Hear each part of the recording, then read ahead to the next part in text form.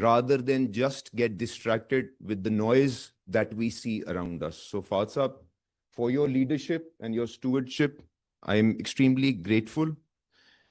I think this conversation could not have happened at a more appropriate time, because the entire global energy system is going through a structural reset.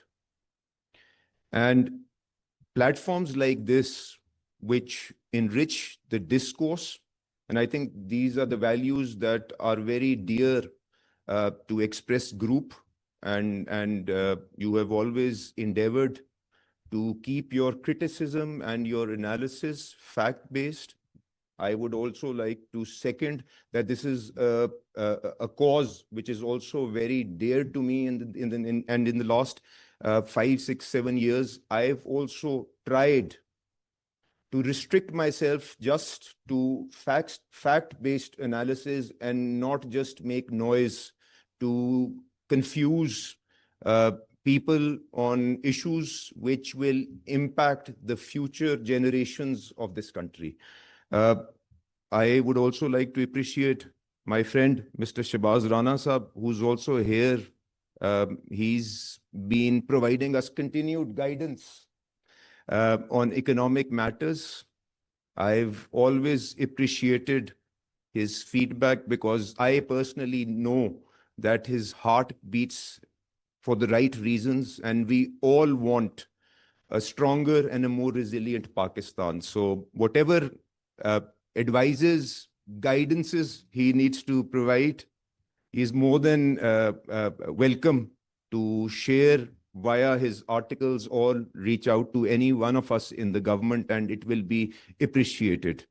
Fatsab, on the positive feedback that you received on my attendance in your show, you can definitely use this forum to share it with the world. On of the negative feedback that you got, you have my number, and you can surely speak to me privately on that matter, and I would appreciate that. I think now coming to the topic at hand, I think the recent disruption in the Hormuz has exposed one thing and one thing alone, and that is how vulnerable our energy supply chains are. Now, how do we utilize that to shift the entire paradigm in which we are thinking is the million-dollar question that forums like this have to thrash out? And when I say we have to push on the energy security needle, on the energy security agenda, I am not simply talking about procuring fuel or molecules from one jurisdiction and diversifying it to another jurisdiction. I think we must also appreciate what does energy security actually imply, because the way I view it, it is fundamentally linked with resilience. Yes, diversification has a huge role in it.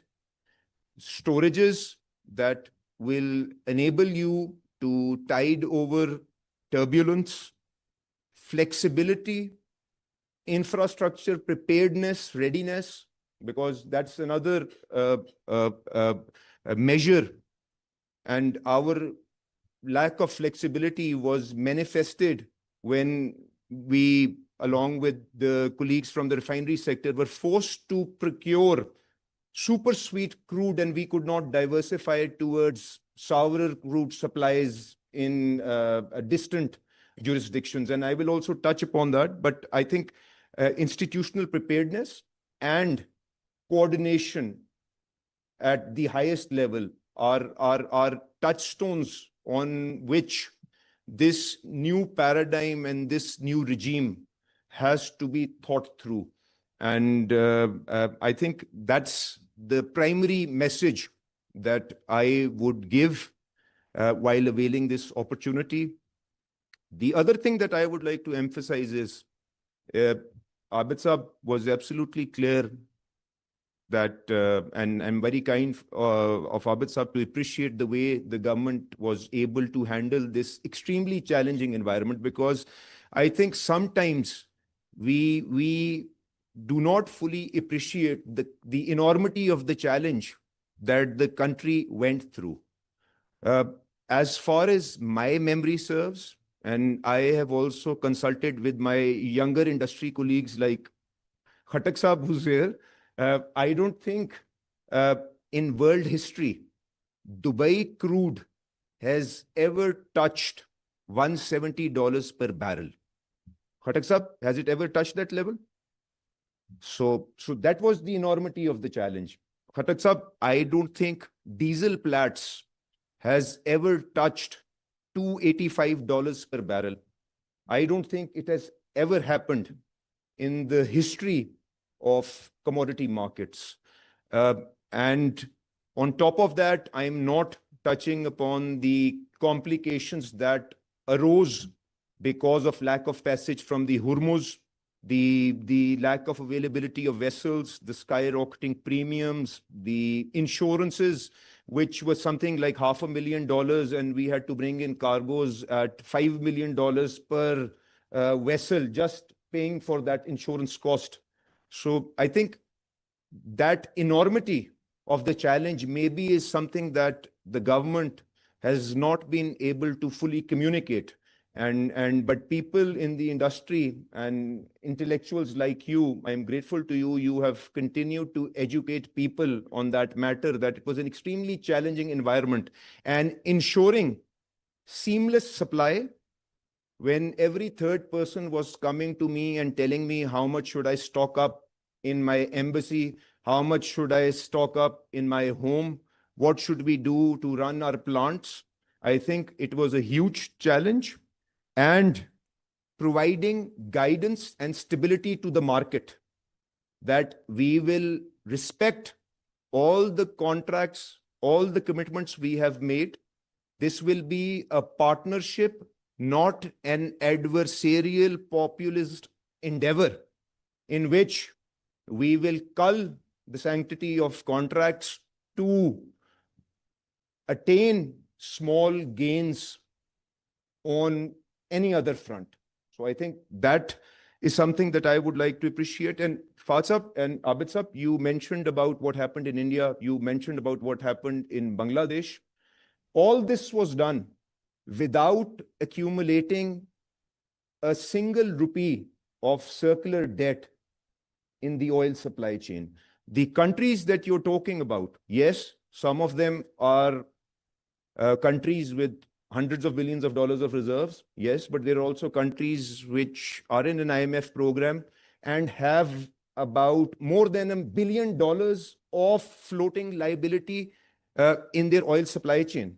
How they will go about addressing that? What impact would that have? Is the gas sector circular debt. I have two of the largest E&P players in this room, OGDCL, Madi Energy. Ask them how and to what extent the gas sector circular debt continues to haunt them today, although the government of Prime Minister Shehbaz Sharif has stopped further accumulation of circular debt. The only increase that makes headline, Fatsab, and that is where I seek your guidance, is only because the principal has not been paid out. Until the time the principal is not paid out, the interest will continue to increase. But there is no further accumulation of principal. In fact, it is being reduced for the last 9 months. And IMF is validating all those numbers, and I can share it at whichever forum, and these two industry leaders can also vouch for that. And you can interrogate them once I leave the room. So they will give you an honest and independent view on that. So I think this was a huge challenge, and I'm grateful to the Prime Minister for personally leading this, for the Field Marshal, Syed Asim Munir, and the Deputy Prime Minister for providing diplomatic support. Because without that diplomatic support, alternative supply chains at this speed would not have been put in place. So to protect against dryouts, I think that nudging and that behind the scene guidance was extremely valuable. Another thing that really helped us was the long-term partnerships that we have invested in. in the petroleum division. Look at the Qatar energy relationship. Despite the choker hold on the Strait of Hormuz, the only vessels that have come out are those for Pakistan. The same kind of support was extended by the Saudi government. When we were looking for alternative supply chains, Yanbu extended that support to Pakistan, and I think it was amongst the early countries which received that supply from that east to west pipeline, and we were able to run our refineries at maximum throughputs. He will tell you, all the 5 refineries have been operating at nearly 90% throughputs. So ensuring that crude supply, the Iranian facilitation that we got for the efforts that were being made on the diplomatic front in order to resolve this conflict was appreciated by everyone. And I'm grateful to all the support that we were able to get, both internally and internationally. So, ladies and gentlemen, I think another lesson from this crisis is that the resilient energy chains cannot be built on a single pillar. For example, you talked about distributed solar. Yes, it has helped us to gel and reduce our dependence on fossil fuels, but it has created a lot of complications for grid stability. You have had to, and another example is you've had to import over $2 billion of petroleum products in April. Had you not undertaken those difficult fiscal decisions, would you have been able to import that in this challenging environment? I don't think so. Another example could be the vehicle, which is the BISP mechanism, whereby we were able to pivot from blanket subsidies to targeted subsidies because there was scarcity of resources. I have requested the French ambassador to help us review, although it's not directly in my purview, but I connected him with the BISP team to review and cleanse the National Socio-Economic Registry and provide that third-party validation so that we make that into an apolitical project, because it will provide you that delivery mechanism to expend precious resources and target them to the most deserving individuals. So all this was being done underneath the bonnet as we were trying to face with more immediate challenges. So I think energy transition has to be practical, integrated, and financially sustainable, which is the theme of this conference. And the choice is not as simple as choosing between conventional fuels or renewable energies. It is more complicated than that. You have to build a system where all these energy supply chains complement each other.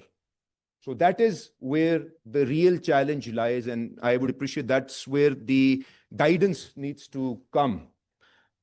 On the immediate crisis, I think, at hand, I think what responsible governments and nations need to do is prepare for future disruptions, because definitely we are living in a changed world order.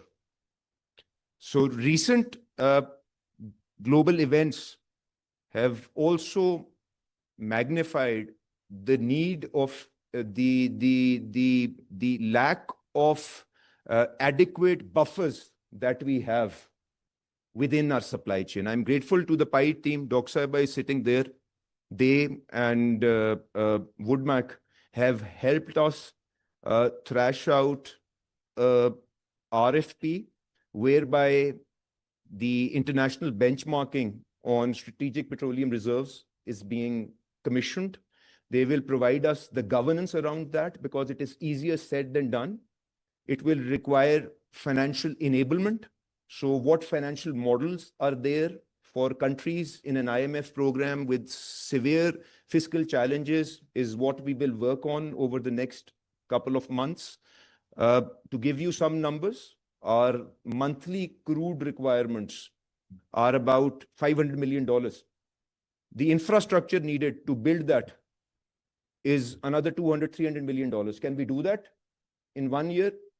I don't know, but I think it's about time. And that is the opportunity in this crisis, that debate is generated and that debate is informed. Hence the RFP, which will be coming out in the next couple of weeks, not months, if not this week or next week. And we will get international support to put that governance regime, to put that environment around the strategic petroleum reserves and how they need to be built out, the financial enablement, the health assessment of the existing storages that we have. So it will be a comprehensive project. And then on another front, there are other intelligent interventions that you can do to build up your buffers. We've dusted off the commercial storages, the bonded storage scheme that was rolled out in 2023. Why has it not been operationalized? Why can't we request our strategic partners to hold their product in bonded storages in Pakistan? And we have a promise with them to use up on those resources in case of emergency under a particular governance regime. So that is also being done. Why should we not talk to our refineries to build up that buffers? Their challenges, if the government is willing to support, maybe that is where we can park another few days of crude. Why not speak with the OMCs? If they have capital tied up and they're adequately compensated, why should the 21-day requirement not be 30 days? These are conversations that have to be generated now. So this is around the buffers. The other reforms I'll briefly touch upon and then not take up too much of your time. How do you harness the geological potential and move the needle on the indigenization agenda? Because we have companies like Madi, we have companies like OGDCL, which are international companies doing businesses internationally worth billions of dollars. Why can we not enable them to undertake more exploratory work? Why is it that their funding to the extent of billions of dollars is tied up in government promises and we've not been able to honor? So that conversation, that enablement, my elder brother Khurram Saab is also here. I can welcome him on behalf of the Express Group and SDPI, sir, since I'm at the podium right now. And not at all, not at all. Sir, so why can we not enable our E&P companies to step up? Did they not step up when the LNG supplies were cut out? Did we feel the difference? Are we challenged with the kind of fertilizer situation that is there in bordering countries? Fertilizer prices are over 15,000. Why is it that in Pakistan, fertilizer still is around the same price as it was before the crisis? There must have been some effort undertaken at the petroleum division in partnership with the industry to deliver that. So enabling them, in fact, I got hold of them because we were having a meeting in the petroleum ministry recently, where we were signing PSAs, the production sharing agreements, where they've committed to revive offshore exploration in the Indus and the Makran Basin and try to tap into the geological potential. And this is being done after 20 years. Turkish Petroleum is setting up their office. They are partnering with these companies. They have drilling vessels coming in as soon as this conflict ends. So all these are positive developments that the government is trying to do to indigenize the supply chain. And they can give you dates, quantities, amounts of investment that will translate. The PSAs that they sign today over the next 2-3 years, they will be doing exploratory work to the extent of around $100 million. Local companies to help move on the indigenization agenda. Then there is the whole midstream reform. World Bank is helping us unbundle the gas utility companies to inject more competition in them. How do you separate the transmission, distribution, and the molecule business? That is being done so that more participation can be encouraged. The refinery upgradation scheme that remained stuck for last, I don't know, God knows for how many reasons, and is very dear to you. I'm sure you will touch upon it when you're on the panels, Khatak Saab. But we've had a final session. Those amendments will be made and we'll decide for once whether we want to do it or we don't want to do it. If we are serious about energy security, then we also have to walk the talk. And that is what we will try to do shortly. Then all the other financial interventions that we have to do to build the infrastructure, because at the end of the day, this oil shock magnified the infrastructure deficiencies that we had. Why do we not have the single very large crude carriers that they could use? Why does Port Qasim, after donkey years, still not have night navigation? Why is there congestion on our ports? So these are issues that you have to now touch, and we are also trying to stir that conversation with our sister ministries. Ministry of Maritime is taking the lead. NLC is taking that lead in that. So in the end, I would just like to clear that all this needs to be done without compromising on the fiscal discipline, as poorly designed relief today will only lead to a larger burden tomorrow. And you, both of you, narrated that in your opening statements, and I could not agree more. However, the choice before us is not relief versus reform. The real challenge is to design reforms that make relief unnecessary in the future, and that is the debate, and that is where the conversation has to be. So in the end, I would just like to state, Pakistan cannot control global events, but we can surely control how well prepared we are the next time when such a crisis happens. The choice should be clear for any responsible nation and government. So it is not really that difficult. If you have clarity on the North Star, for any responsible nation, for any responsible government, the choices should be very clear. So on that, I would again thank SDPI and Express 24/7 for convening this important discussion, and look forward to constructive exchanges on such ideas. Ji. Thank you very much. Ji.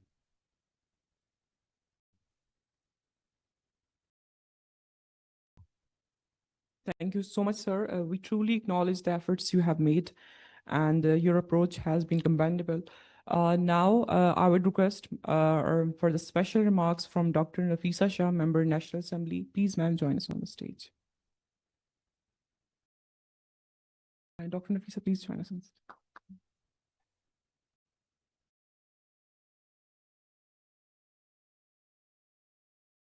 Bismillah ar-Rahman ar-Rahim. Honorable Ali Parvez Malik Sahab, Federal Minister for Energy, Petroleum Division, our co-hosts today from representing Express TV, Fahad Hussain, and representing SDPI is, of course, Abid Suleri Sahab, and my colleague, Khurram Dastagir, and all the participants here, particularly the industry, experts, officials, members of the civil society, members of media, Assalamu alaikum. The blockade of Strait of Hormuz, the world's most critical energy choke point, has brought us frighteningly close to the very scenario the world fears most, what I can safely call the worst case scenario. There's a lot of speculation, and books and literature is full of these worst case scenarios around our region, and this was really different scenarios, and this was the worst case scenario. What if the Strait of Hormuz is blocked?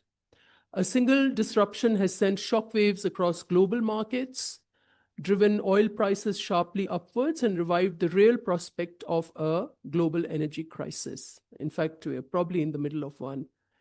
This moment exposes a hard truth.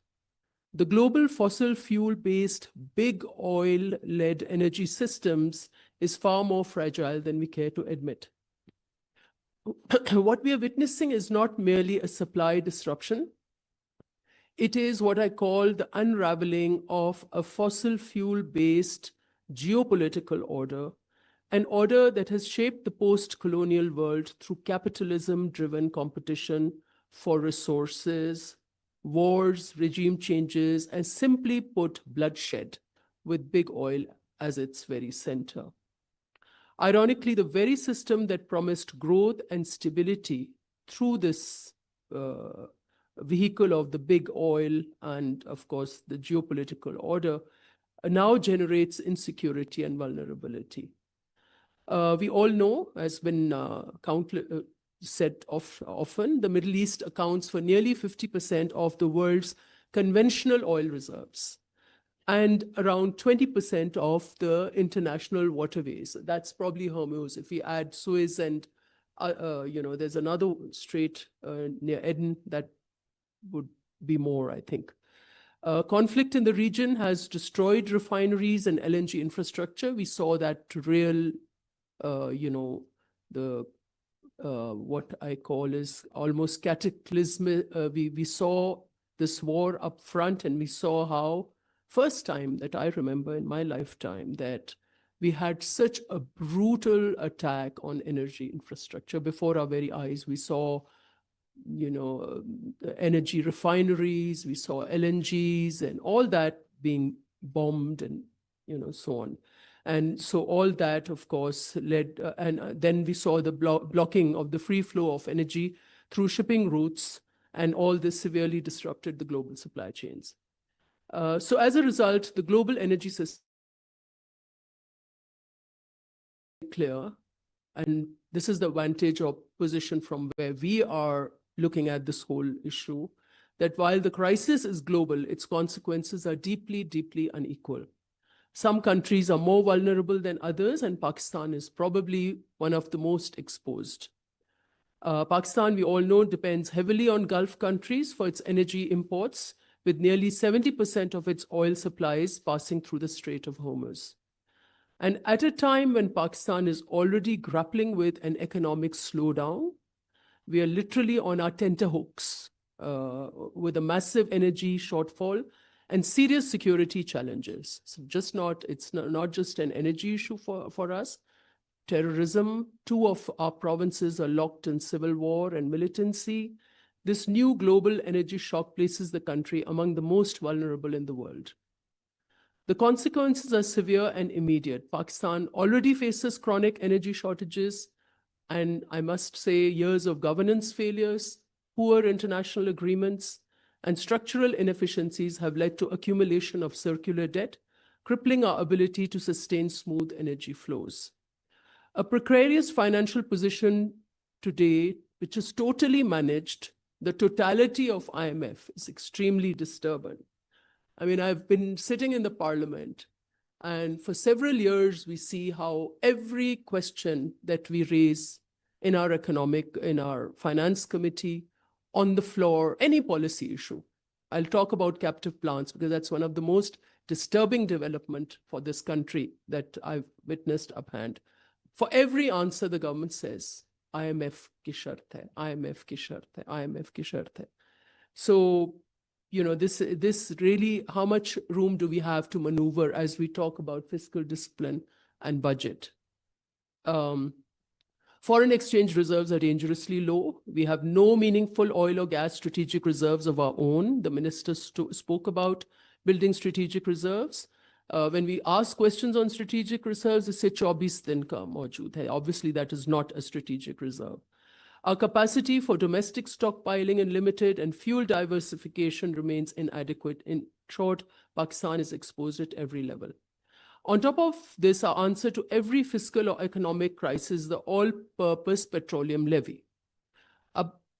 Every time we're in a situation like this, and even in this particular case, when we would have wanted that the petroleum levy is totally a government, it's a tool or a lever held with government. The petroleum levy comes as an answer to all our fiscal woes. Now, there's a lot of debate within the Federation on this whole category of petroleum levy. But if the petroleum levy were imposed, let's say, for strengthening our energy infrastructure, for strengthening energy security, it would make perfect sense. And I think everybody would sort of, support this initiative. Unfortunately, the government's stated position is that petroleum levy jo hai, वो fiscal deficit को ख़त्म करने के लिए है, और जो IMF के फिस्कल डिफिसिट के मार्जिन्स हैं उसको पुर करने के लिए पेट्रोलियम लेवी है, and that is what is very disturbing. So people are paying, I mean, 409 rupees per liter, may say, I think, 115 rupee petroleum levy hai, but we are only doing this to balance our budget. So that is extremely disturbing. So, this levy, ironically, is used to contain fiscal deficit and not build energy or economic infrastructure, as one would expect. So, of course, I think the minister also rightly pointed out, and I agree, that history teaches us that almost every crisis also opens door to transformation. This moment demands that we rethink our entire approach to energy and also economy.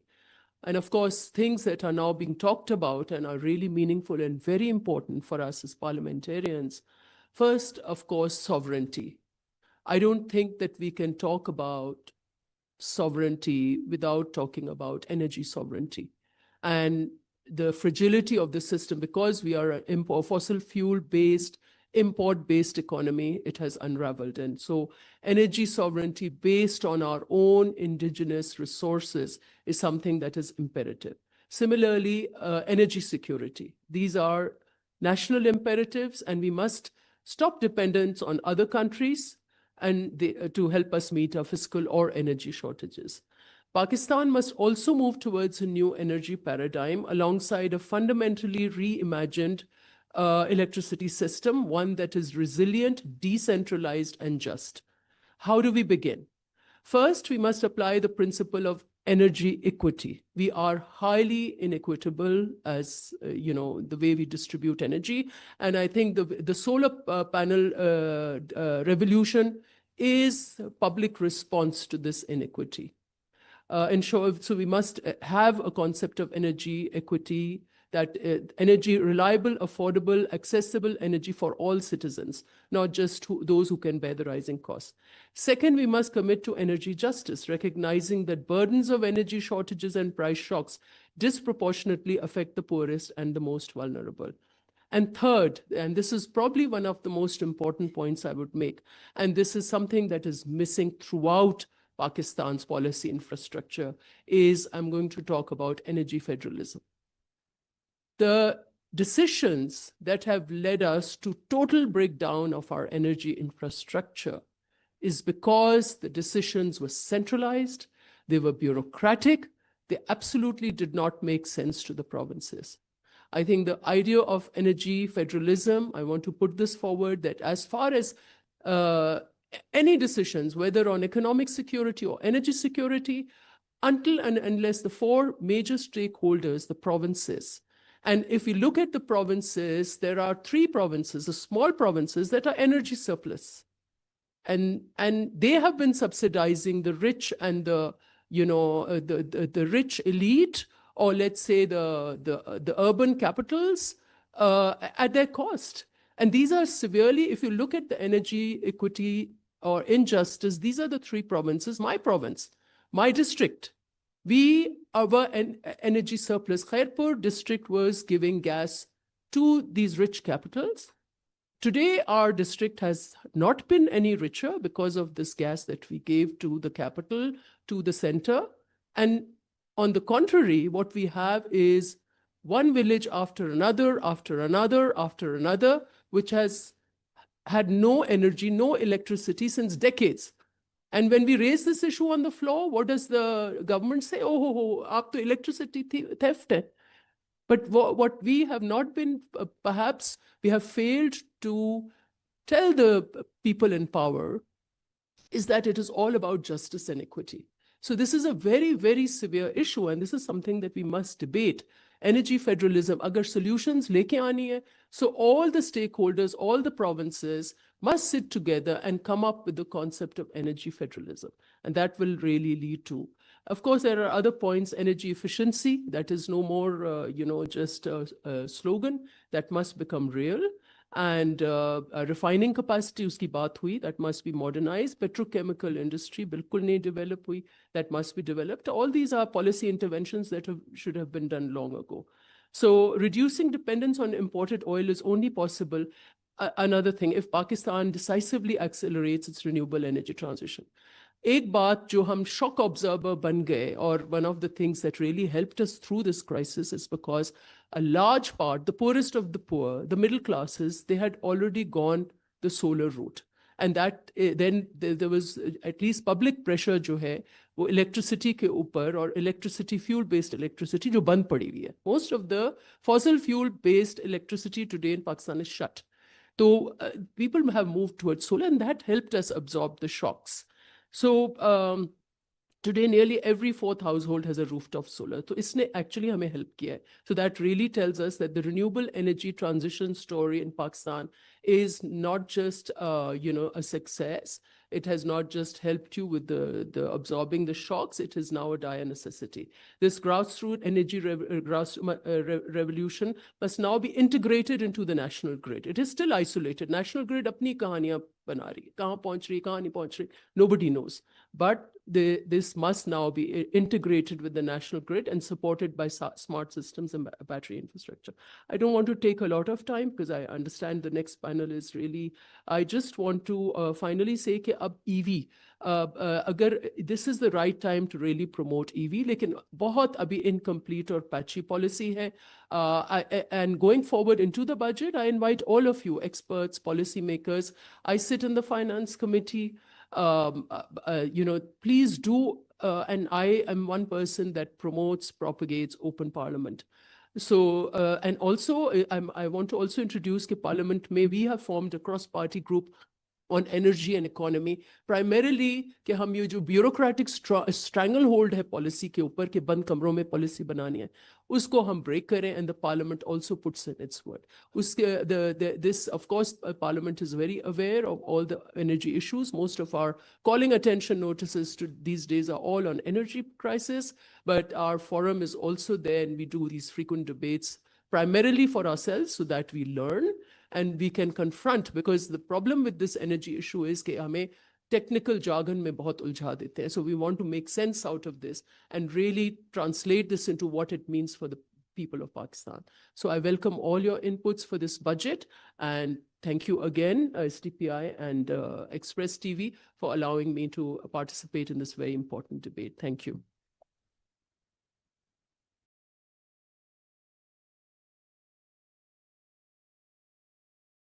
Thank you so much, Dr. Nafisa Shah. And ladies and gentlemen, huge round of applause for the panelists sitting on the stage. And now, thank you so much for joining us.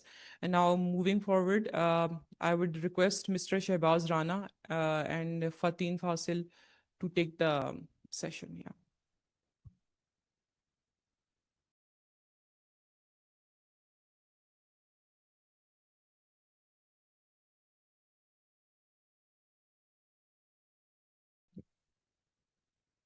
So for the next session, we have a panel discussion on monetary and fiscal tools for relief and macroeconomic stabilization. So I would request our distinguished panelist to join us on the stage. Mr. Adil Khattak, CEO, Attak Refinery Limited. Sir, please join us on the stage. Thank you, sir. Dr. Ali Salman, founder and CEO of Policy Research Institute of Market Economy. Dr. Hakan Hassan Najib, former advisory Ministry of Finance. Thank you, sir, for joining us. Dr. Sajid Amin Javed, Deputy Executive Director, Sustainable Development Policy Institute. And Ms. Afia Malik, Senior Economist. Please join us on the stage.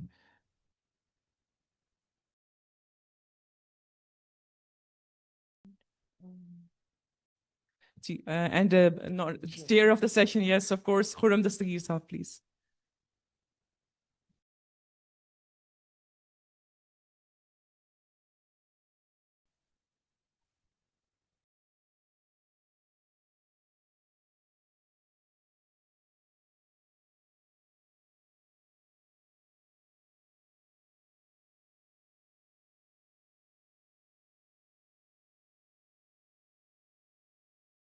Thank you very much. You have made my job easy. My job is very simple, to ask question and then leave the things on the expert, particularly very powerful panel here. I just give my 2 cents about the issue. When this war began on Feb 28th, the government did two good things, which is rare, but it happened. It immediately shifted to weekly price determination from the fortnightly requirement. And because the government knew the kind of increase that was coming because of war, it would be difficult for the consumer to bear the brunt in one go. So it started setting the prices on weekly basis. And then the second good thing happened that it immediately increased the prices. Although there was a criticism, and there is still criticism on this point, that why the prices were increased when you had stocks from the previous 1.5 months. The reason was simple.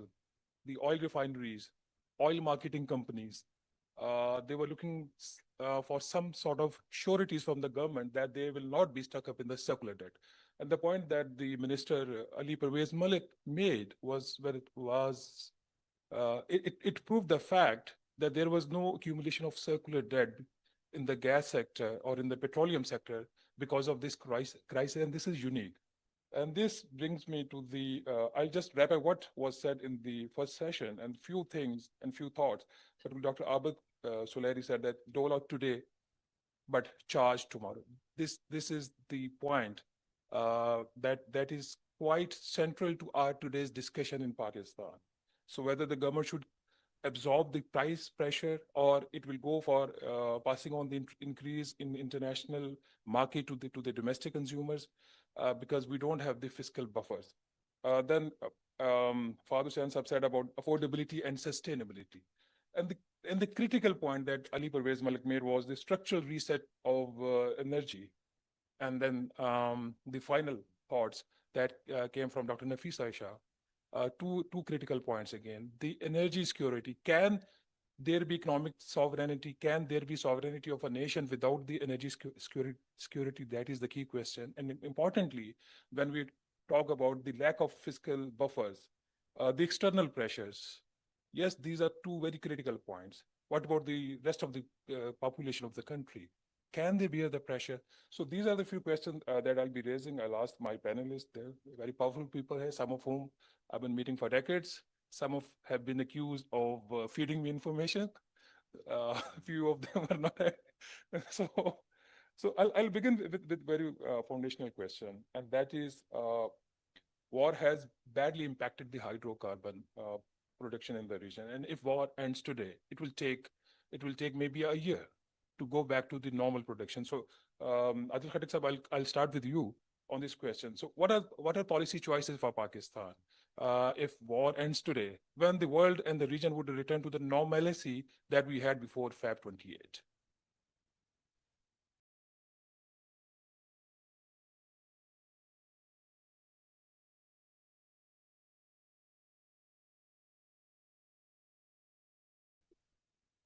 Talking of hydrocarbons, of course, we have basically three or two main segments. One is the upstream sector, where the E&P or the exploration companies part its role, and then we come to the midstream or the downstream, which basically come to refining as well as oil marketing and the retail network, right?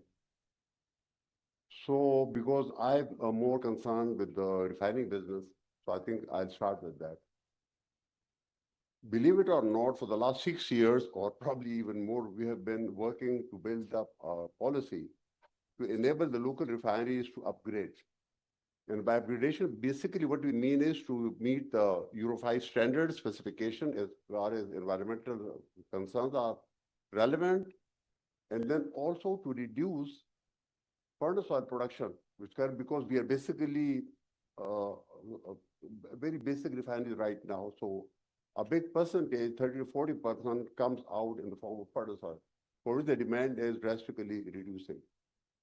And turn it into more value-added products, or rather deficit products like diesel and motor gasoline. So because of these delay for various factors, and this policy for upgradation of brownfield refinery was finally approved about 2 years back. Then there was some lacunas left, and they were thrashed out in, say, I think February 2024. Since then, it's been delayed for one reason or the other. Finally, you know, I must give credit to the minister, Mr. Malik, and other. There also be, you know, because of this war-like situation, the recent crisis, I think the people at the higher level or the authorities have at least come to realize the importance of their own local refineries. So now currently it's being pushed, and we are quite hopeful that some necessary amendment or changes would be made, and then we can proceed with the upgradation project.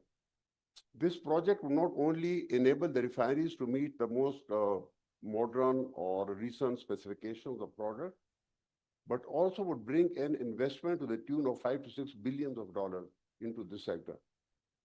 So we have something would happen. Another point I would like to make is, which the minister also mentioned, and you also mentioned, the need to have a buffer sort of, or what we normally call the understream SPR, the Strategic Petroleum Reserve.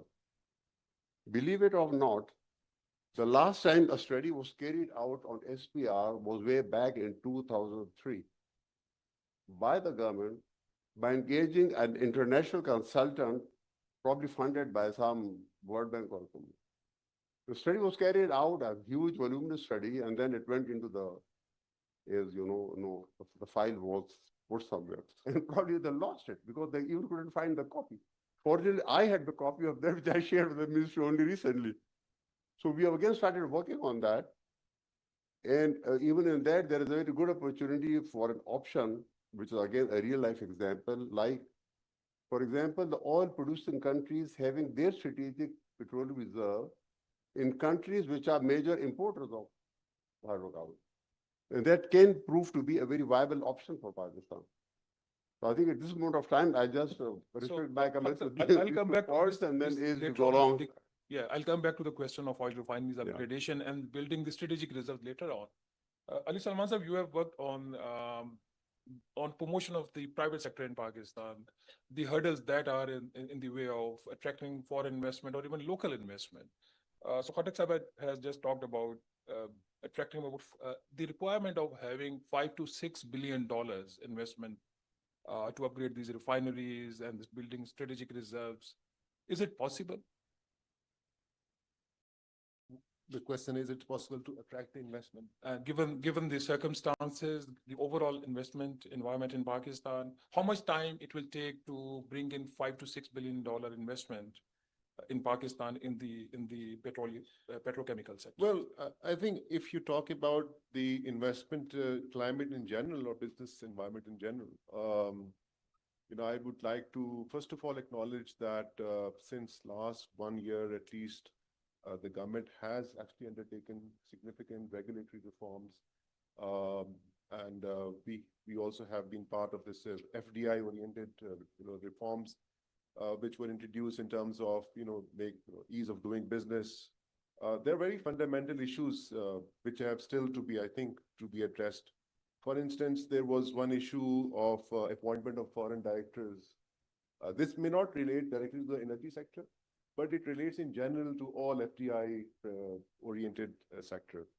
Whether, how much time do you need to give a security clearance to appointment of foreign directors to such companies, and whether a person, once he is appointed, why he should be or she should be subject to another similar scrutinies. And so there's also the issues around the repatriation of the profit, right? So we know that around 2022 and 2023 there were significant barriers to repatriation. If you don't allow repatriation of the profit, then obviously no investor would come. I think in that sense, in both the regulatory and the repatriation, there have been significant development, positive development, in terms of at least the direction of the reforms is concerned. But it takes a lot of time actually to materialize and to make sure that all these decisions which are taken at cabinet level are actually implemented on the ground in the company. So when we talk to the companies, they still complain that, okay, while the government is taking those measures or announcing these measures, there were about 400 regulatory reforms which were announced last year that had, on which the cabinet has taken a decision. But then there's always a sort of a lag between those decisions and the implementation on ground. I think that still remains the case. Also, if you look at the history, for instance, one of the important incentive would be the pricing. So if we introduce any caps on the pricing, I would say even introduce, if we keep, let's say, the profit margins throughout the value chain, this is against the idea of a free market. So I think there should be a differentiation in terms of supply and actual consumption on the petrol stations in terms of the cost, and the cost for the consumer should be reflected of all the costs which the private sector is bearing. We should not have, I'm not sure if we should have a uniform cost of petroleum products, for instance. So there are these, I think, hurdles which are still there. And sometimes I believe that fixing the margins, fixing the profit margins within the sector, maybe favoring the industry players themselves. Ali Saab, you are talking about the deregulation and the entire ecosystem, and given the overall weak regulators that we have, we will discuss this point later. Afia Malik Sahiba, Pakistan's economy is driven by consumption. Almost 97% growth is coming from consumption. And given the situation in the region, the recent report by the IMF on the Middle East and North Africa region, the consumption is going down, hoteling industry is suffering, tourism is suffering. And in case of Pakistan, the impacts are already there. So if consumption goes down, which is the case here, because the prices are so high, so what will be the implication for Pakistan's economic growth, and what are the options for the policymakers?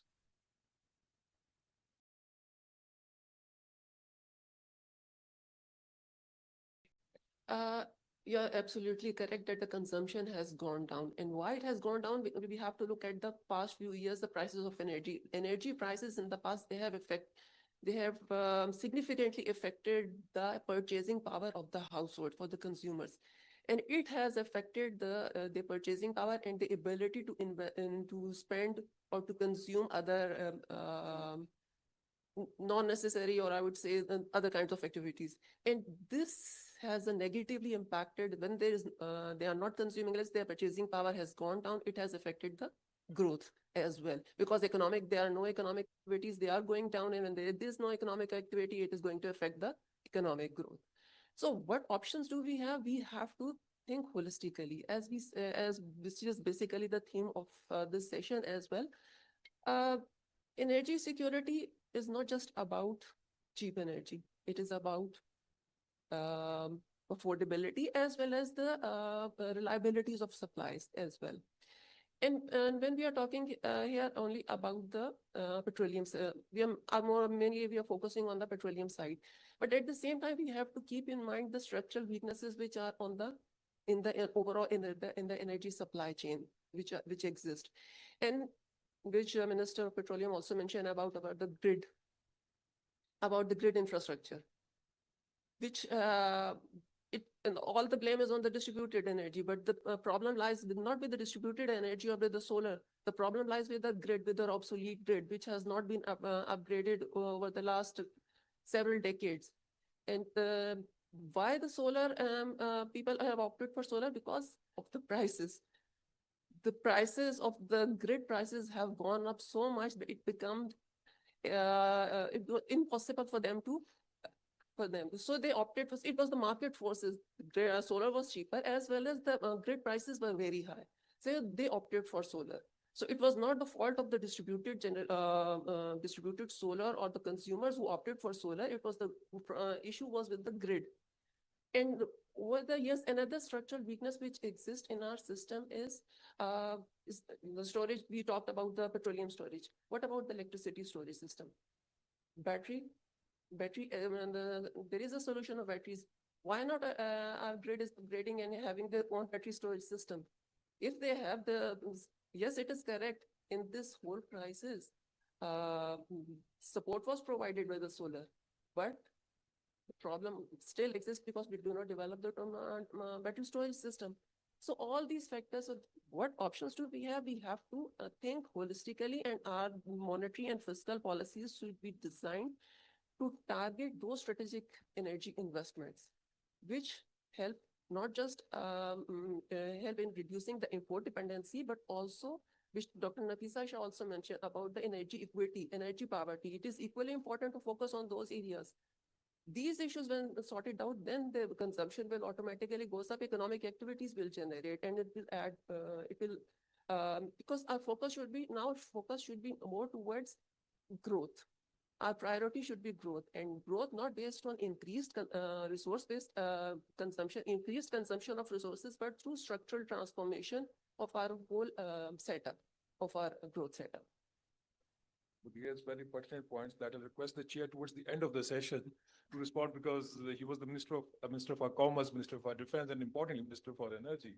And why there is no national grid. So, why there is no national grid and why there were no transmission lines when we had all these power plants. So he would be taking notes of that. And another important issues of growth, whether to chase growth or go for the fiscal stability.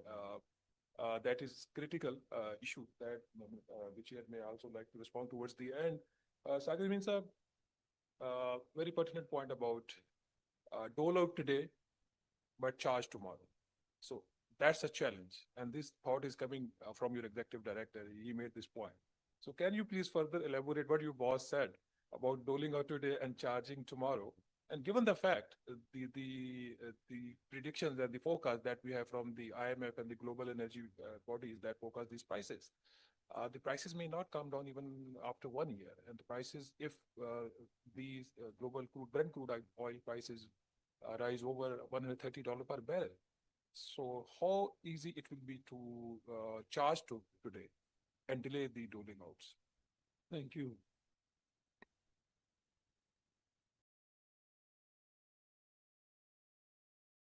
So can you please press the button? In the mic, It's the button. Yeah, now it is. Thank you. I think important question, but let me make two general points before coming to this discussion to set the context.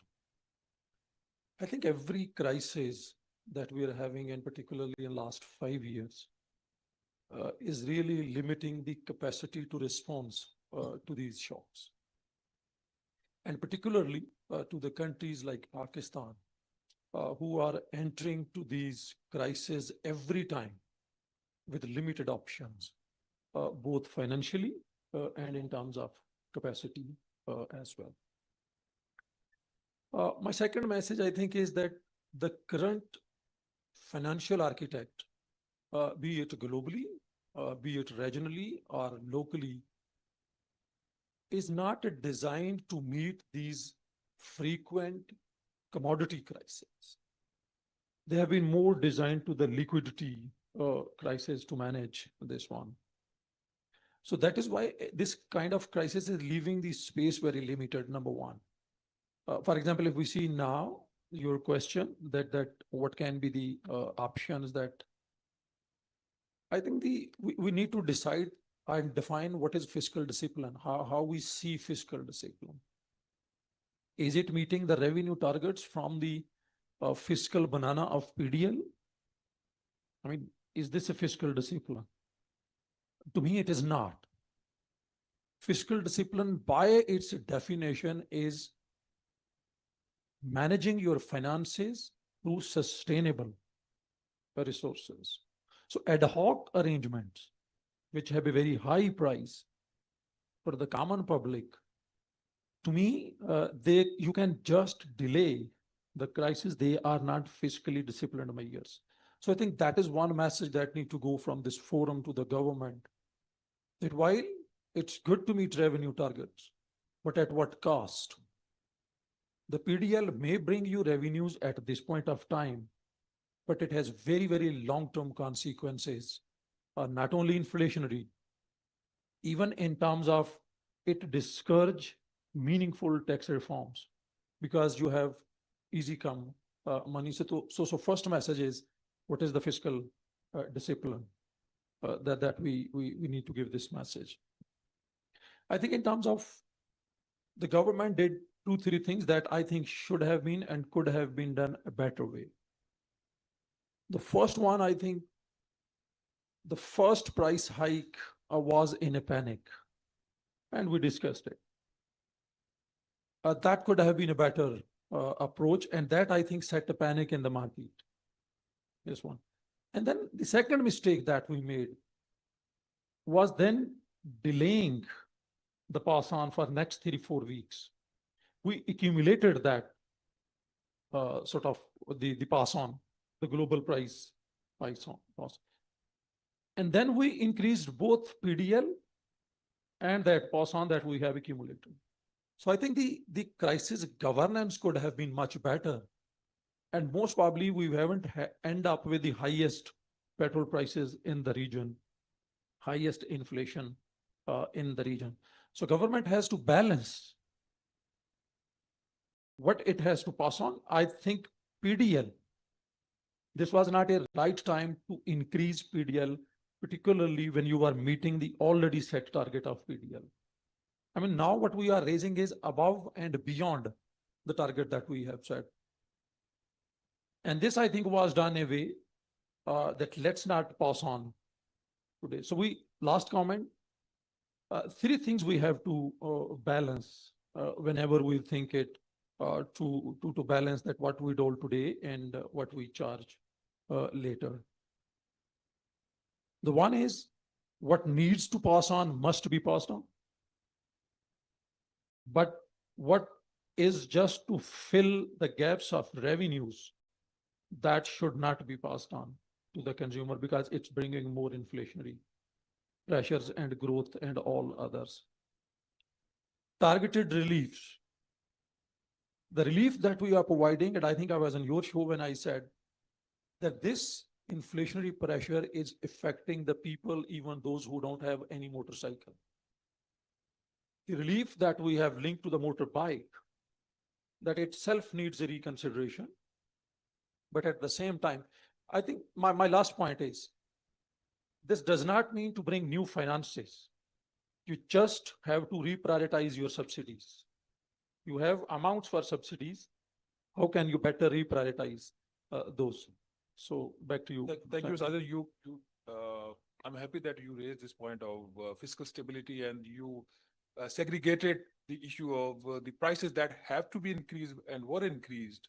To that point, everyone is okay, at least those who want fiscal stability. And the second part, which is not debated, but there is a growing focus on that point, is if the FBR is not performing, so why to increase the petroleum levy beyond the point, the number that had been agreed with the IMF? I think no one is better than Dr. Khaqani ji to answer this question. He has been in the Ministry of Finance. He has remained involved in reforming the FBR. He reformed himself, but he couldn't reform the FBR. So Dr. Khaqan, if you could explain this whole scenario. I mean, to this point, everyone agrees that because of weak or no fiscal buffers that Pakistan has, prices have to be increased. But why to increase the petroleum levy and why the FBR is burden passed on to the consumers?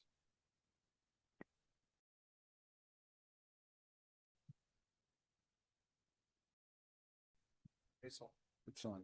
Bismillahirrahmanirrahim. Assalamu alaikum, everyone. I'm going to take this time to not only answer what Shehbaz has just asked me, but also a lot of pertinent questions that we've had throughout the day, and try and move on from there. First of all, this is not an IMF program.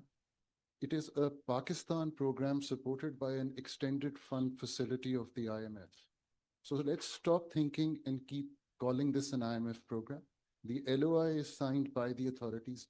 Every word on the MEFP is negotiated by the country. So let's take full ownership. It's dependent on a model that they run. The countries I help, Pakistan's 13-16 program I anchored, is home designed, should be home designed and fully owned. So that's one clarity. PDL was introduced instead of GST so that we did not have to share it with the provinces. That's what PDL is all about. So let's have clarity on that as well. PDL, in my opinion, when I was on the table, I always said is a counter-cyclical measure. When the oil prices go up, we maintain PDL at a lower rate. When the oil prices go down, we can enhance PDL and take it to a decent level. Right now, it is 1% of GDP. When we started, it was 0.2% of GDP. So it's an indirect tax that we have raised to this level because our direct taxation is weak. So that's point number 2. All the areas that have been talked about today, they are all symptoms of what the underlying malice is in the energy sector.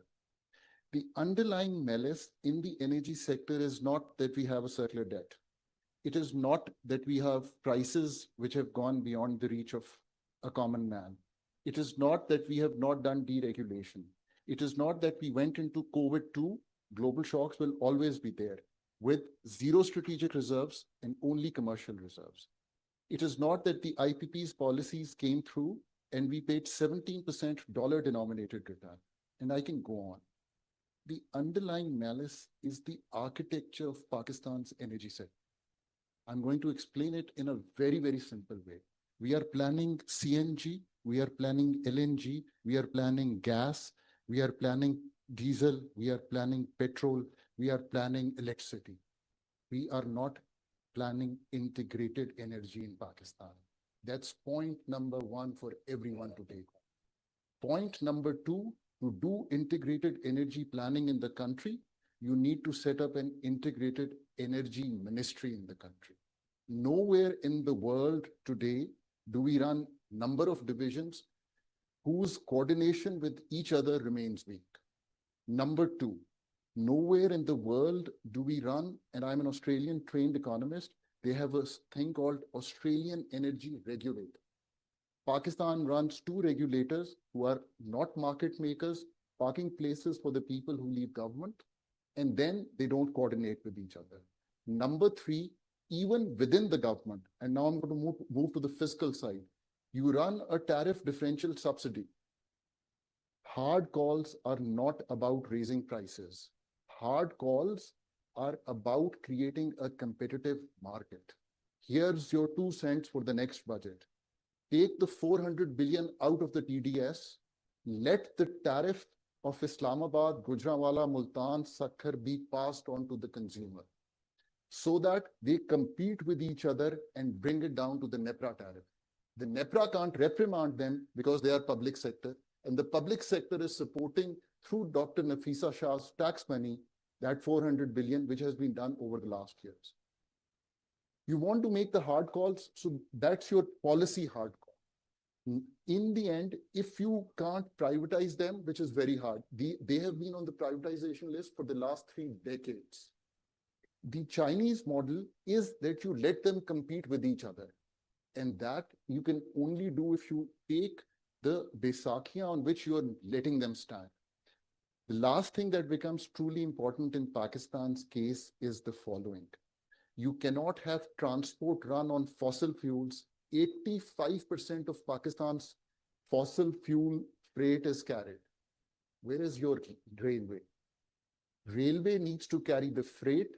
Railway costs even today 1/3 less than carrying it on the roads of Pakistan.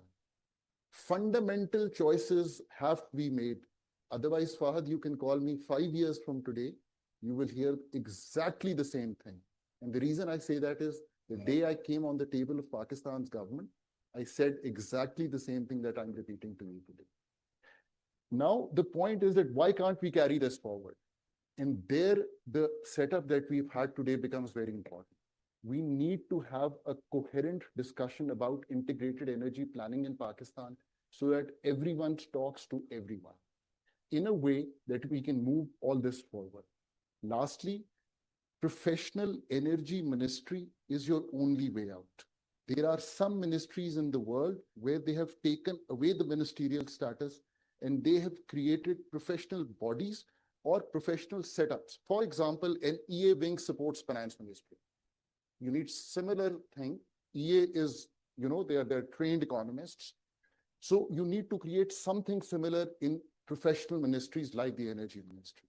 And in a similar manner, the only experience you don't have in Pakistan is the regulatory experience. You need to bring some people from the outside who run market making. I have heard CTBCM for the last 12 years. And I'm still hearing about it, where market making can be done. Pakistan's energy sector problems are small, but structural in nature. In the next 5 years, if you want to see another changed energy sector, it is very much possible. And the pathway is something that I've put forward that you can debate in front.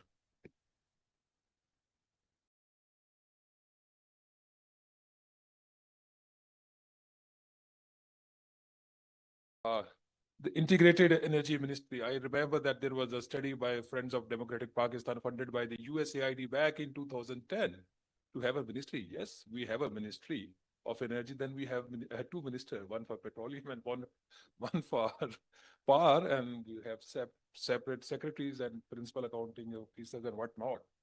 So you may like to answer that. We had Ministry of Energy, but why we have two ministers later on? Adil Khariq sir, this issue of fiscal stability and then the strategic reserves.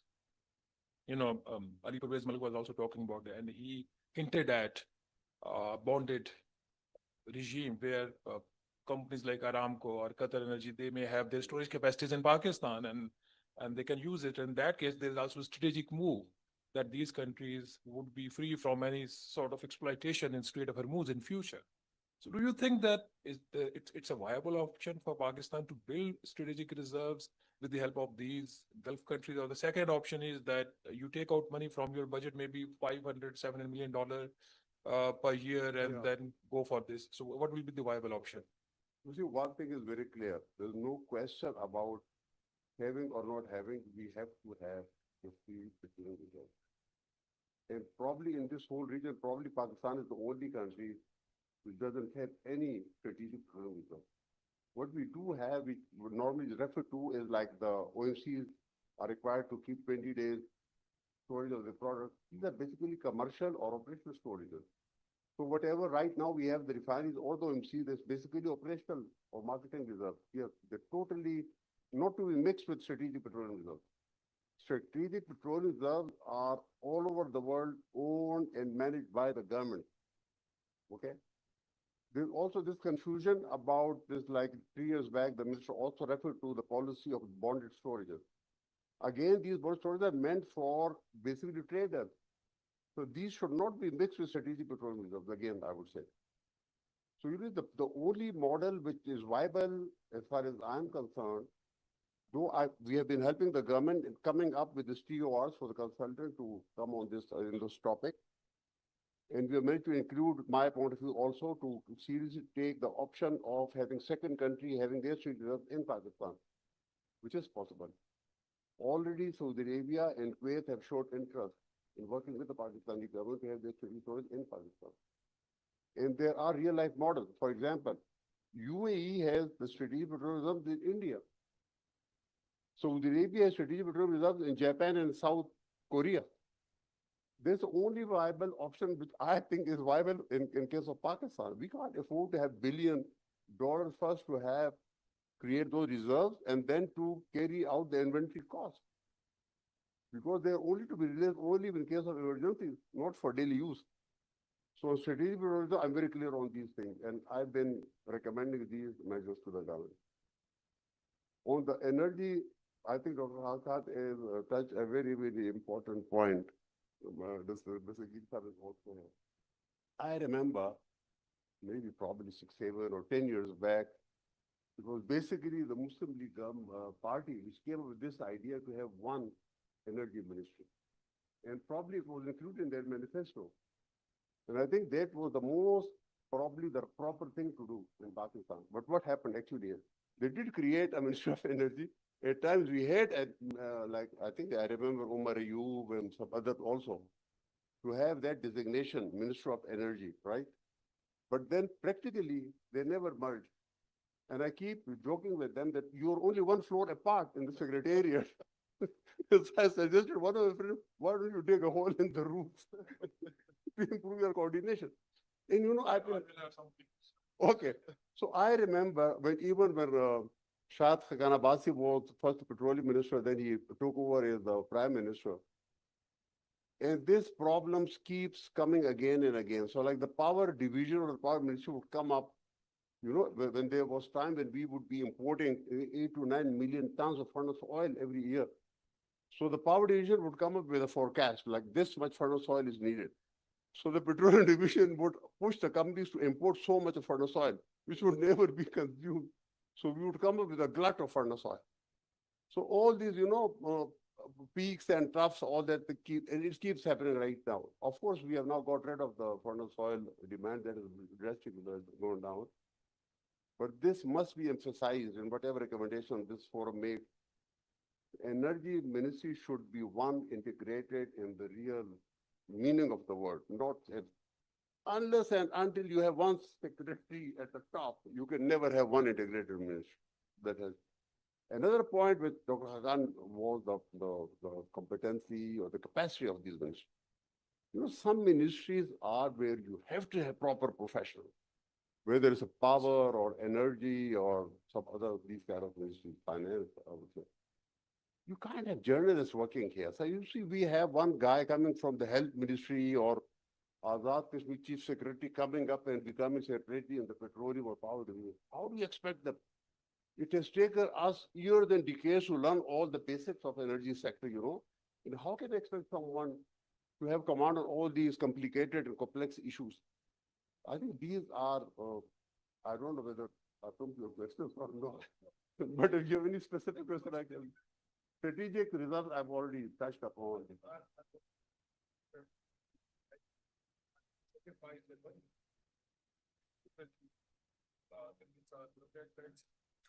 It's all over the world. It's all over the world. They have Ministry of Energy. Right.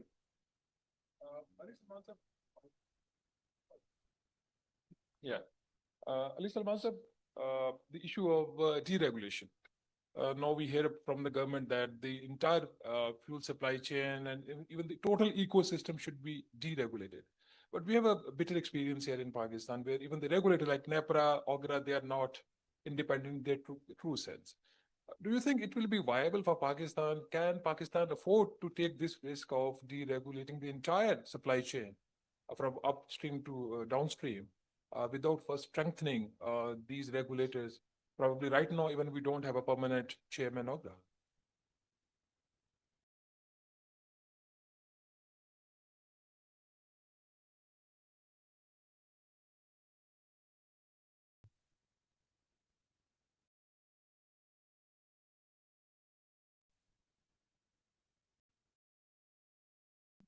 Should I? Okay. Right. Sorry. Just since you asked about deregulation, but let me make a general comment. So, you know, we can, as an economist, we can have different views and different interpretations of critiques on the policies. But let's not dispute the fact. So the two important facts here, which I want to share when we're talking about strategic reserves, because that's why we would need some kind of regulation. I think, frankly, by and large, you know, we have managed the fuel crisis very well. Dr. Abid Salari mentioned, and then Mr. Ali Pervez Malik also mentioned about other countries which have tried other means like rationing or quotas, and which have you know, created a lot of uncertainty and frustration in the market. And so I would like to acknowledge that, you know, yes, there were delays in certain actions.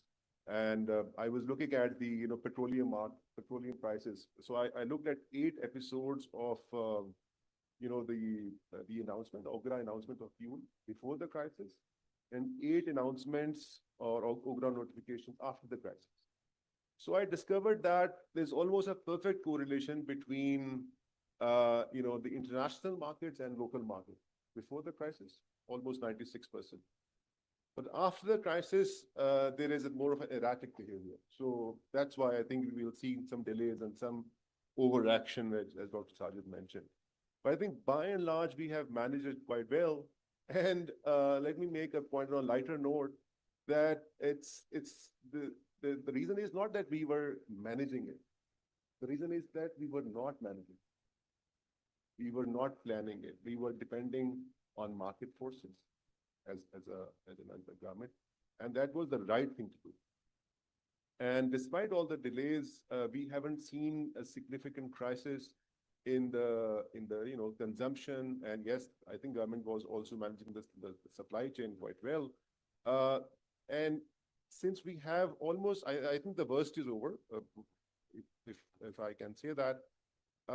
I don't see the need of strategic reserves. I think market can play a better role. We can maybe increase the number of days of stocks, commercial stocks. And because that will take another 1 year to 2 years significant investment. I don't know if the government has the right on the fiscal space. but government has essentially relied on market forces to actually steer through crisis. And that should be the future direction. So rather than delaying decisions, we should just make. I have recommended. We have recommended that instead of a 2 weeks announcement, there should be a weekly announcement or a daily announcement. So, and this should become a part of our markets. Okay, we will just follow the international markets, and that's the best way to avoid any crisis. And that is, I think, the best way to also commit ourselves into directions which are not tenable in the future. So that's what I want to say. But I also have another sort of point, and that's, Shabazz, to you actually as a moderator, because would there be a discussion in this panel on the budget and energy? Because I think this is also important to talk about that. But I don't know if this is the right time to do it or later. It's up to you. It will depend upon the time that we have. Yeah. So I think they'll guide us. How much time we have? Because I have some comments on the budget and energy. So I think we can put a question later on. But coming to Dr. Afia Malsaiba, to you, remittances, we have not yet touched it. If you talk about Pakistan's economic stability and even economic sovereignty, this question is becoming more important than anything else, even more than the subsidies and all other aspects, the taxation. This is the less talked about issue.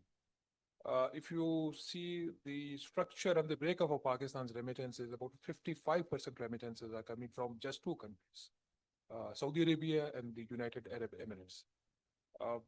And given the fact that these economies would suffer because of war, they are still suffering. These are the projections by the IMF that their economy would slow down. And if the economy slows down, there are two prospects. They would stop construction. The other is that they will go for rehabilitation. But let's take out a scenario where remittances might be impacted because of war.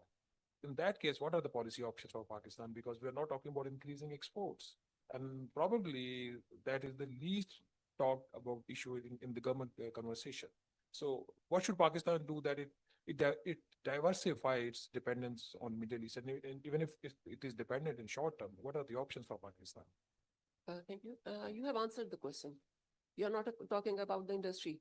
You're not talking about diversifying our industry as well as diversifying our exports. That's the only way forward. We have to promote our exports. And how? We have to promote our industry. We have to make our industry continue functioning. Over the years, what we have done with the industry, I'm not totally saying that industry is doing all good. There are issues with the industry as well, but we provide some support to them, and all of a sudden, these support or targeted subsidy, it come in clash with the IMF conditionalities, and it is taken back. And so the whole impact of that support is diluted. So why not make a consistent, which I'm sure others have also mentioned, because the refineries are also talking about the stability in policy and the stability or the continuity of policy. So it is not just about giving them, if you talk about only energy, giving them a subsidized electricity.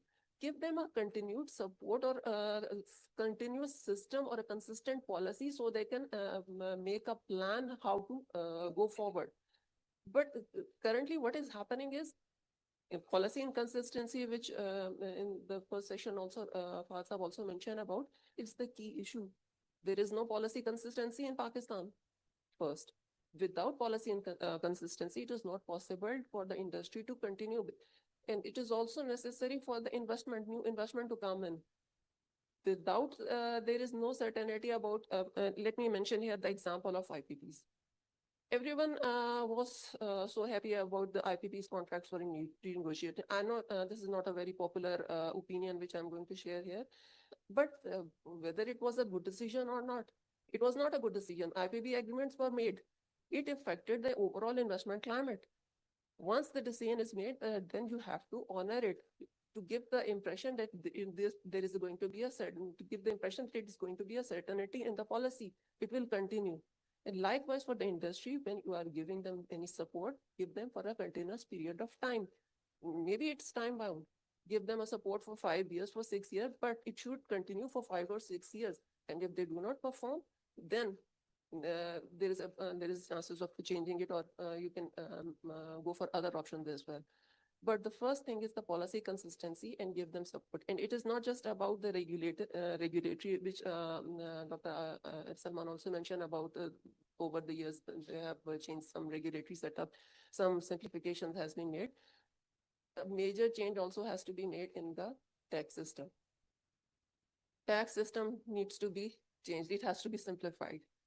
So many taxes, which is a major hurdle in the way of export promotion. Secondly, energy sector. All these issues needs to be resolved for the industry to promote for its continuity and for export promotion. And that's the only way forward. Otherwise, if we keep on relying on loans or remittances, it is not going to be a sustainable option. So, Afia Sahib, essentially you are saying that there is a discussion in Pakistan that has started taking place. It has not taken roots. It is about whether IMF is part of the problem or a part of the solution, because there are so many policies and initiatives that end at the doorstep of the IMF, and they never see a daylight. Sajid Minsa, the last question before we head over the podium to our wealthy chairman, who is showing a lot of patience and listening. Sajid Sahib, the question of increasing the commercial reserves. We have talked about the strategic reserves, and Ali Salman Sahib has a different view on that. But even the commercial reserves are not enough. 21 days. What are the choices for Pakistan? And can we ask these companies to increase their commercial reserves to at least maybe 40 days reserves, given the heightening insecurity in the region, and we don't know when this war will end, and how much time it can take, and whether the companies will be ready to double their reserves or not.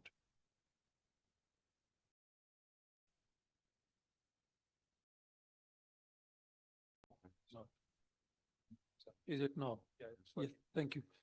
I think there is a recommendation from many studies, including SDPIs, that reserve should be 60 to 75 days. Some studies even suggest 90 days. So this is already there, that what needs to be done. I think this kind of a supply shock is as an outlier. I mean, nobody has imagined that Strait of Hormuz will be closed, shut down. Actually, it has never been done in past. But in general, even if you see around the countries, Bangladesh, India, and all other countries, they have much larger or the longer reserves than Pakistan. So that's one way. But I think another way beyond reserves, even no matter whatever the kind of reserves you have, it is how you manage your consumption. I mean, even if we see the petrol consumption that we are managing right now, we have allowed markets to open till unlimited times. When the peak uncertainty is there, that how long the Hormuz can remain sort of the shutdown, and we have allowed this. And also in terms of supply, in terms of managing this shock, I think it's good that government has managed this crisis. But to me, it has managed more supply than the crisis actually, because the burden shifted on the price. We were not able to close markets. We were not able to take other measures of consumption. So that's also there. So we managed supply well, but crisis most probably, it created another crisis of this price, and which will be longer going. So to your question, 60 to 90 days reserves recommendation is already there. I'm sure. So what it will take to build those reserves? I think after Dr. Adil Sahib, you want but if I can just make last comment, I think in terms of going forward in fiscal disciplines, I think the one side that always remains ignored, that is the expenditure side as well, because the fiscal discipline, I mean, we have been speaking on tax revenues and all, but we have equally inefficient spending patterns and the public expenditure market. I think we'll have another session on budget and expenditure. Adil Sahib, you wanted to add something before I just want to add something on this reserve for the number of days. What Dr. Saab is basically mentioning is these recommendations are related to strategic petroleum reserve. So like you see, like AE country, like European country or advanced country is mandatory for the government to maintain 90 days reserve. India currently has 75 days of strategic reserve, which are further increasing, right? So mostly these are in the ranges of 60 to 90 days. In Pakistan, most studies have recommended 90 days strategically, so not against to be mixed with operational commercial. So, There was the point. you want to say something on increasing commercial reserves since you also. No, commercial, I think we have more than enough. So 21 days is 25 enough. days is more than enough. Okay, right. Khurram Nasir Saab, the floor is yours. You might have taken note of what they have said, mostly about the fiscal stability of Pakistan, the GDP growth. There is a debate between the fiscal stability and chasing economic growth with these vulnerable numbers, and then the issue of the integrated energy ministry. With your permission, I might use the podium. Same.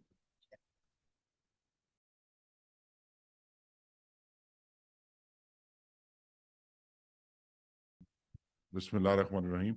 I'll begin by thanking my dear brothers and long-time friends, Fahd Hussain and Dr. Abid Suleri, for this very kind invitation to join you here this afternoon to this very thorny subject of energy.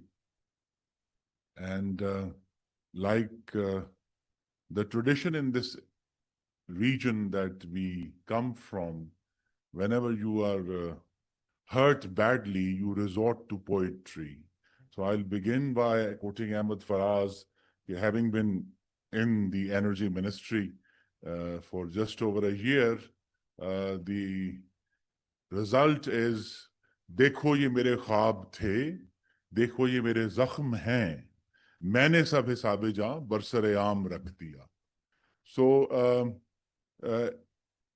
energy ministries, probably the power ministry, is the most toughest job in the federal government. It is tougher in my view. I mean, you can disagree. It's tougher than finance. It's tougher even the prime minister's job, because the poor power minister is on the mat in front of 35 million consumers, the parliament, the cabinet, the prime minister, the media, every single day, 24/7, it says somewhere, Express 24/7. So the poor power minister is on the mat 24/7 in front of so many people. And the other lesson I learned comes from the French writer Albert Camus, who said, "Do not wait for the last judgment. It comes every day." So when you are in the energy sector, the judgment comes every day.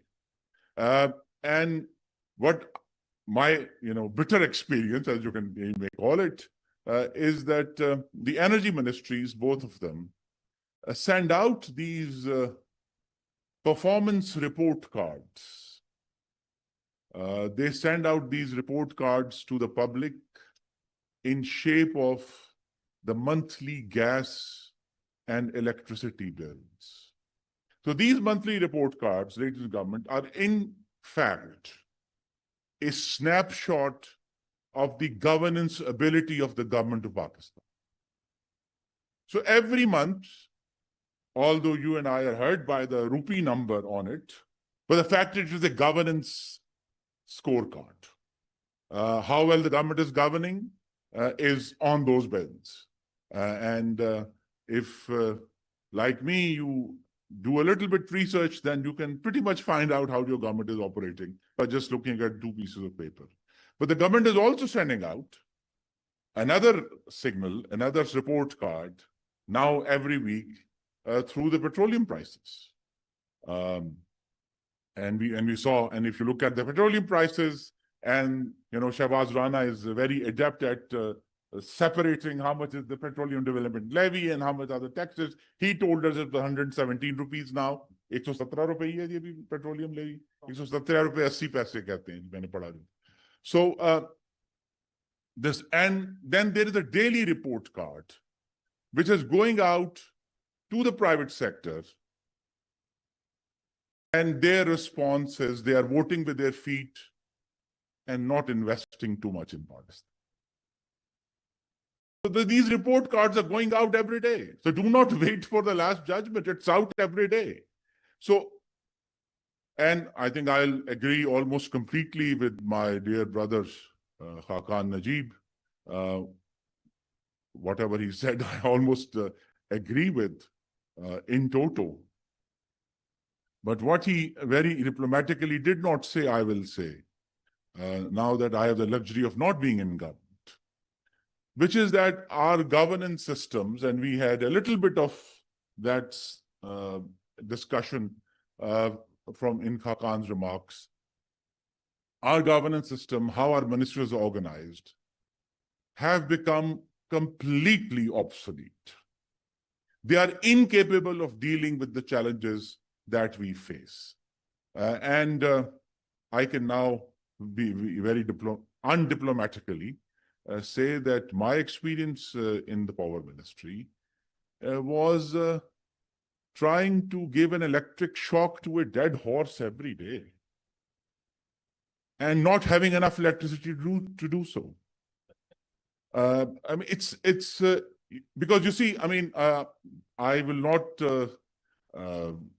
you know, sort of pretend that I know much about petroleum, but power has 5 distinct parts. It has the transmission, it has generation, it has distribution, but then it has regulation, and then it has power finance. And all 5, the staff that we had in the ministry to deal with them is completely inadequate in dealing with the task. It's just completely, it's not there. And so the poor minister, who is of course being, you know, glared at by the prime minister during every cabinet meeting, is practically not very well equipped to deal with the 5 crises emanating from all these 5 sectors. And so that's the issue, is that we, the political parties who come into power, have to think really hard. And I would instead of trying to propose wholesale reforms, which I'm very wary of doing, I mean, at least these 5 or 4 ministries, the 4 economic ministries, have to be ring-fenced in bringing in capable people and a sufficient number of capable people in dealing with these issues. Because we should never forget that when we talk about fiscal discipline, for most Pakistani people, it means hurting the poor first. It just hurts the poor first. But whenever I say fiscal discipline, मैंने कहा ये अंग्रेजी पता नहीं की कह रहे हैं, मलबा साढ़े उत्ते पहना है. So we have to be aware that we who are in political parties and who represent the people in running those ministries, we cannot be totally technocratic about it. So the people's welfare has to be in front of us, just as the business's welfare, because the ultimate goal, I would very humbly suggest, is not chasing growth. It is chasing job growth for the people of Pakistan. For these hundreds of thousands of young men and women who enter the job market every day. And what would that entail? Jobs will come from investment. And that's where the business comes in. Business has to be encouraged. And so whatever little economics I've learned in my years, it boils down to, if you want to test a government, the test is simple. Whether the whole complex of fiscal, monetary, energy policies is encouraging investment or discouraging investment. And I would suggest very humbly that at the moment, the whole complex, including the energy policy, the tax policy, is discouraging investment. This is a shift we need to make. To go from, so job growth, you know, it's elementary economics 101. Investment will lead to job. Because the government itself cannot provide jobs to all these young men and women. And now women are entering the job market in ever larger number every year. We have to be aware of it. And in most academic qualified jobs, they are practically routing everyone else. There are so many issues that we have heard here regarding the regulation, how we go about the regulation. But if one was to summarize and conclude this session with the permission of Shahbaz, is that we have to think very hard about the capacity of the Pakistani state to regulate, to deregulate or liberalize. And when we decide that this is one part that government is going to regulate, to ensure that its regulation is in service of job growth and investment. And the rest, I believe, naively so, although as I realized, वो एक दूसरा शेर याद आ जाता है कि हुकूमत में कि एक दरिया मैंने पार किया तो मुझे एक और दरिया का सामना था. There are always challenges every next day that arise from it. But the sense of that, the capacity of the government of Pakistan to be able to administer, monitor, regulate, needs to be dragged willy-nilly into the 21st century. And the tools that we have now with technology are one, transparency. The government operations have to become much more transparent. The second is competition. Relentless competition has to be encouraged. I was so happy, and I want to congratulate my worthy successor, Awais Laghari, who recently advertised they're going to privatize 3 distribution companies, the 3 actually non-loss-making distribution companies. This is great, but question there then is, will we be shifting simply a public monopoly into a private monopoly?